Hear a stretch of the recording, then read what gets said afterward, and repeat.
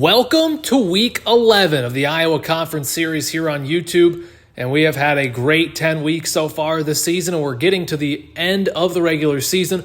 Before we get into this week's matchups, we got to give a shout out to Alfonso Chester, the Starmont cornerback, as your National Defensive Player of the Week. What a game he had. 10 tackles, 3 picks, one of which he took back for 6 in the dominant win at Waverly-Shell Rock. Alfonso Chester with a big-time performance. And I do want to give an updated look at the CFP bracket as we sit here today. If things hold the form right now, Minnesota would be at Ohio State in the first round, the winner getting Baylor in the Rose Bowl. It would be an Iowa Conference clash as Waverly-Shell Rock would hit the road to Cedar Falls. Winner would face Starmont in the Peach Bowl. Don Bosco still set to host as Florida State will be coming to town. The winner has Virginia Tech in the Fiesta Bowl. While right now Tennessee is set to play at Michigan State, Georgia awaits the winner of that one in the Sugar Bowl. And let's take a look at last week's results. First of all, the miserable season continues in Waterloo as East falls to 0-9 in the season. They lose to Solon 25-14. Running out of chances there for the Trojans. In the national game of the week, it is all Starmont as they take down Waverly-Shell Rock 70-21. The Stars are cruising to another undefeated season with just 3 weeks remaining. Great matchup in Cedar Rapids as Prairie gets past Kennedy 52-49. My Don Bosco Dons are 8-1 and ranked number 4 after a 48-20 win over Iowa City West. Waterloo Columbus hangs on for a 42-41 win over Grundy Center. Cedar Falls gets past Iowa City High 28-3 on the road. And Central City falls at home to Gladbrook-Rhinebeck 31-28. And now let's take a look at this week's matchups. First of all, the user game, Cedar Falls is back at home as they will welcome Cedar Rapids Kennedy. It's an 8-1 squad battling the 1-8 Cougars. In Iowa City, Starmont heads south to take on Iowa City West there at Trojan Field. Don Bosco is back at home for a Blackhawk County battle as they host Waterloo Columbus. It's a battle of Blackhawk County's 2 Catholic schools there in Gilbertville. And finally, number 9, Waverly-Shell Rock looks for a bounce back, and it's a pretty good opponent to try to bounce back against as they host the 0-9 Waterloo East Trojans. In non-user matchups, City High is at home as they host Cedar Rapids Prairie. It's the Grundy County battle as Gladbrook-Rhinebeck hosts Grundy Center. Williamsburg is at home against Solon, and Waterloo West is back at Memorial Stadium as they welcome Central City. So 4 great contests set to go in this one, and we will start at Tiger Stadium in Cedar Falls as Cedar Rapids Kennedy takes on the Cedar Falls Tigers. And here we are at Tiger Stadium as Cedar Falls hosts Cedar Rapids Kennedy. Adam Madison takes a shot towards the end zone. That's going to be caught, and the Tigers are going to strike first in this one. That's Ivan Berry on the reception as Cedar Falls leads Kennedy 7-0. It's a Kennedy team that's won just 1 game this season. They have been struggling, and they are struggling so far in this one as that is picked off, and that's going to be a pick 6 for Kayvon Justice, who brings that one all the way back to the end zone. Cedar Falls out fast in this one as they lead the Cougars 14-0. Second quarter now, and Madison in the goal line formation dives ahead, QB sneak into the end zone. Madison rushes for his first touchdown of the day, and Cedar Falls is all over Kennedy 21-0. Now just over 2 minutes to go until the break, and on 4th and inches, that's going to be another pick for Cedar Falls. Not quite a pick 6 this time, but Albert McAfee III gets the interception, returned back into Cougar territory. As Cedar Falls is all over Kennedy in this one, Madison in the pocket has all day to sit back and throw, takes a shot, but that's intercepted. A response quickly by Kennedy, and that's a good return as the Cougars are going to get it all the way near midfield, just shy of the 40 there.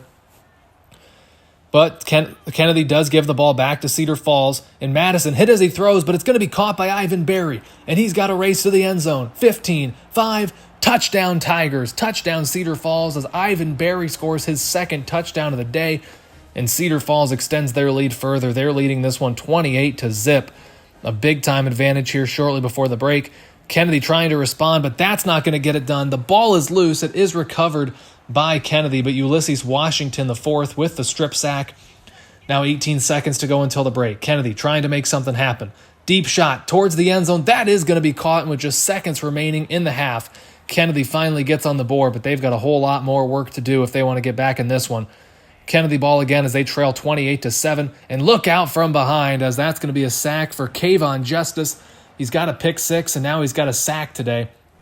Tiger ball now. Madison gets it over to the receiver, and that's going to be a touchdown for Christopher Greenwell Jr. The junior out of Oklahoma gets into the end zone. as Cedar Falls extends their lead further up 35-7. It's all Tigers right now. Fourth quarter now. It's going to be another play-action pass. Madison goes to the end zone again. Wide open man as that's caught. And that's the trusty tight end, Jay Kumar, who gets the reception into the end zone for the touchdown. And Cedar Falls well on their way to going 9-1 in the season. And that's going to put the cherry on top. It's a pick, and it's going to be the second pick six of the day and the second interception of the game for McAfee. He returned one for a good return earlier, but this one goes all the way. 3 picks on the day for Cedar Falls, 2 pick sixes, and now a big sack.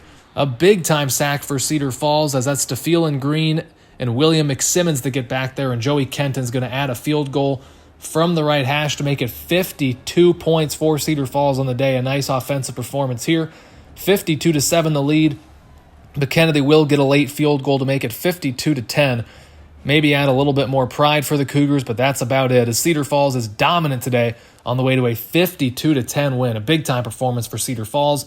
And now we're over to Iowa City. Iowa City West hosting number 2 and undefeated Starmont. But it's actually the Trojans that strike first. They're on that field goal. They lead 3-0. Starmont fourth and very long, 4th and 16. And Elijah Fitzgerald's hit as he throws. It's a turnover on downs. But the Iowa City West Trojans can't make it happen on 4th down as they give it right back. But again, Starmont has 4th down, and they're not going to get it. It's another turnover on downs. And Iowa City West would strike for a field goal. And Starmont having their slowest start of the year. They trail 6-0 here in the closing moments of the first quarter. Second quarter now, and they're still scoreless. But that ball is going to be caught. It's a foot race to the end zone, and Dion Snelling on 4th down finally gets Starmont on the board. An uncharacteristic first quarter for the Stars, but they do strike, and after the extra point, they lead 7-6. Iowa City West trying to reclaim the lead. That field goal is up, had the leg, but was pulled wide left. No good. Starmont still clinging to that 1-point edge here with less than 5 minutes to go until the break. Fitzgerald gets a deep shot off to C.J. Major, who makes an incredible diving catch. Starmont gets the ball down to the 15. Now it's 1st and goal from the 1, and Anwar Johnson extends Starmont's lead. Johnson gets in from a yard out as Starmont leads this one 14-6 here in the second quarter. So not the cleanest game so far from Starmont, but they do extend their lead further. And that ball is tipped and picked by Clayton Octavian, gets the interception after Godfrey tipped the ball. And that's a big return for Starmont as they will get it down to the 36-yard line. And here on the first play of the possession, Fitzgerald, clean pocket, takes a deep shot to Johnson, and he's going to go all the way. A 36-yard touchdown connection, as finally we're seeing that Starmont offense that we know and either love or hate, depends on which team you're rooting for, but it's always effective. 21-6, but now an Iowa City West field goal is going to make it 21-9, as the Trojans just haven't been able to get anything more than a field goal today. And that's a problem against Starmont. But they have a chance to extend their score total here, but that's going to be a sack. Kai Gilbertson, who's having a phenomenal season, gets back there for the sack. It's going to set up 2nd and long. Now 3rd and long, and that's another sack, and it's Gilbertson again. He just keeps getting back there for the sack. Iowa City West going to try another field goal. It's good. Their kicker's having a great day. But unfortunately for them, that's all the offense they've been able to muster as they trail 21-12. Final play of the first half here. Fitzgerald, deep shot. Michael Hilton's got a step. That's caught, and that's going to be a touchdown at the horn, as that's a big-time play for Starmont. They take a 28-12 lead into the locker room after that explosive play. Second half now, and Fitzgerald takes another deep shot. He's got a man. That is caught, and that is going to be a touchdown. Another touchdown for Starmont. Trent Boatwright, the redshirt freshman out of Georgia, gets the touchdown that time, as now they're really starting to pull away in this one after a bit of a rocky first quarter for the Stars, and that's going to be picked. It's an interception for Starmont, and it could be 6. Ben Treggs with a chance to go all the way, and he will. Touchdown Stars. Ben Treggs, the safety out of Covington, Georgia, just a sophomore, returns that one all the way for a touchdown. Starmont, just too much for Iowa City West right now, but here's a deep shot way down the field. That's got some hang time, and it is going to be caught. What a catch by the Trojans to set up 1st and 10. Now it's 1st and 15, but that's a mistake as that's intercepted by Evan McCormick as the linebacker comes away with the pick. A big-time play for him as the ball goes back to the Stars. Late third quarter now, Fitzgerald looking down the field all day in the pocket, gets rid of it. That is going to be caught by C.J. Major. Nice spin move. The tackle is made, but it's down to the 28-yard line on the big gain. Now 1st and 10. Anwar Johnson gets the handoff. Great blocking. Has one man to beat, jukes him, and he's going to go all the way. 15 yards to the house Anwar Johnson, the front runner for the Heisman Trophy, and plays like that are why, as he scores a touchdown. Third down for Iowa City West. The pocket's collapsing, and oh, what a brutal sack there as Terrell Williams just drives him into the turf. And now the backups are starting to make their way into the game for Starmont as Javius Bond, the ball carrier here, he makes a nice juke. He's going to fall backwards across the goal line for the touchdown as Javius Bond gets into the end zone, and Starmont is all over Iowa City West. You wouldn't know it by the final score that Starmont had a bit of a rough first quarter, but they have certainly come on strong since then. And there's another pick. Kylan Waters that time secures the interception, and he's got a ton of room to return. Gets into across midfield, finally taken down. The last man with a chance at him got him. But Mike Levine, this freshman phenom, is going to take a shot to the end zone, and that is caught. Jazz McPherson gets into the end zone for the touchdown. Starmont pouring on the points here in this fourth quarter, less than a minute to go in the game, and that's going to be a sack. Another sack, as we've seen so many today for Starmont. They are all over Iowa City West as they win a dominant fashion. And now let's go over to Gilbertville. Don Bosco hosting Waterloo Columbus in a Blackhawk County battle. Elijah Fitzgerald gets it to C.J. Major, and he's got a big gain down to the 46-yard line. Fitzgerald back after he took a week of rest in last week's victory. Third and goal now for Don Bosco, though. That is going to be caught, fighting for the goal line. It's into the end zone for a touchdown. Touchdown for Braylon Seymour on that one. But just wait 1 second. The booth is going to review that one, and the call is overturned. They say no touchdown. He did not get across the goal line, but the offense stays out on fourth down, and it's the fullback DeMarcus Gaskins as he will get into the end zone, and no review needed on that one. Gaskins plunges in from 1 yard out. As Don Bosco strikes first here, they lead 7-0 over the Sailors. And now they have third and goal, and they're going to go in the I formation, give to Anwar Johnson. He's going to fall across the goal line. So two different Dons have run it into the end zone for touchdowns so far in this one as Johnson strikes and the Dons lead 14-0. Columbus trying to get their offense going here. It's going to be a play-action pass, but look out as it's going to be Evan McCormick who gets back there for the sack. Jamron Weston was in hot pursuit as well. And now it's going to be second and very long for the Sailors as they give to the running back. That's pretty well blocked, makes a couple men miss, and now he's got a foot race to the end zone. He could go all the way. He's just got the linebacker York to beat. He's not going to catch him. That is a 72-yard touchdown run for Columbus. A very rare run defense breakdown for the Dons. Usually it's their pass defense breaking down, if anything else. But the run defense just couldn't get it done on that one as that's a big touchdown, and they have a chance to tie it here, but not on that play as Duncan Stockton's going to get back there for the massive sack.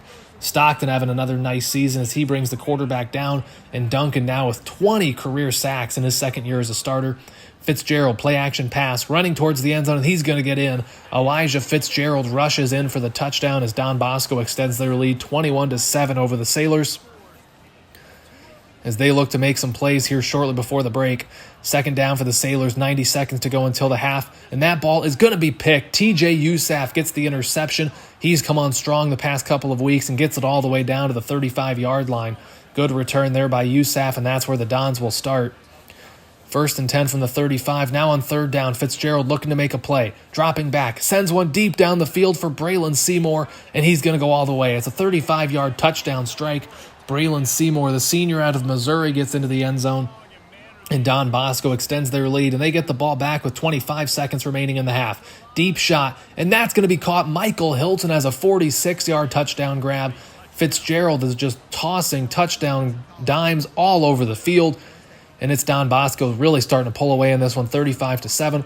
But with just 8 seconds, Randy Kelly of the Sailors trying to make something happen here with a long field goal try. But that's going to be blocked. David Batista, who's done a phenomenal job in that role this season, comes in and blocks the kick. And now Don Bosco is going to get one final play from their own 42.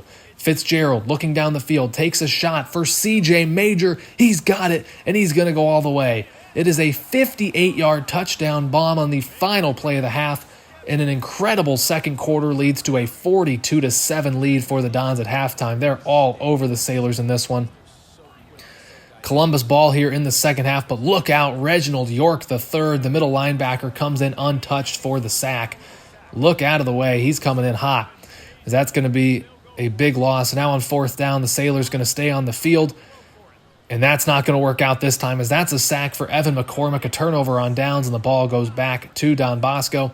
Here it's going to be a give to Jerron Sunday, and he's going to get outside and nobody's going to catch him. 27 yards to the house on 4th down as Don Bosco is all over the Sailors here. They lead 49-7 as Sunday gets into the end zone. And now the backup's starting to come in for the Dons, as here's going to be a play-action pass. And Bryce Barton's going to get back there. The backup defensive tackle is going to come in and make the sack. The junior out of Alabama. And a couple of late touchdowns against the second stringers for Columbus, but Don Bosco sat their starters the entire second half, or the entire fourth quarter, and still win this one 49-21. We'll finish at GoHawk Stadium. No score between Waterloo East and Waverly-Shell Rock, but that changes in a hurry as Waverly-Shell Rock hits into the end zone. It's the backup fullback that plunges across the goal line for a touchdown. As the GoHawks trying to avoid being the first team this year to lose to East, they are 0-9 entering play here today. And here comes Jack Borders, who's going to plunge into the end zone, and that will help. A touchdown for Waverly-Shell Rock here with 4 minutes to go until half as they lead 14-0 over the Trojans. Waterloo East going to try a field goal to at least get on the board here with less than 2 minutes remaining in the half. Kick is up, and that is going to just sneak in through that left upright. It is good. And Waterloo East gets on the board, but they trail 14-3. But they get the ball back here, trying to make a play, and they will. A quick touchdown pass for the Trojans. And just like that, they're back within one possession. But it's now 17-10, and Hugh Kraus makes it 24-10. Hugh Kraus, the fullback, dives across the goal line. The incredible freshman fullback having a phenomenal season for the GoHawks. And now it's back to Jack Borders. Beautiful blocking. He's going to get into the end zone. And Waverly-Shell Rock really looking to put this one to bed as they extend their lead further. It's 31-10, Waverly-Shell Rock leading big here late in the third quarter. But a deep shot for Waterloo East. That is caught, and nobody's going to catch him. That is going to be a 76-yard touchdown strike as the Trojans get a much-needed score, as they're going to have to go quickly if they want a chance at coming back in this one. But Waverly-Shell Rock looking to snuff out any chance of that, and Hugh Kraus with 6.5 minutes to play gets into the end zone. A big-time touchdown there for the GoHawks as Kraus gets yet another touchdown. And with less than 4 minutes to play in the game, things are looking dire, and that's just going to be the nail in the coffin, as that's going to be picked off in the back of the end zone by Nazir Shaw as the GoHawks look to be well on their way to a 9-1 record.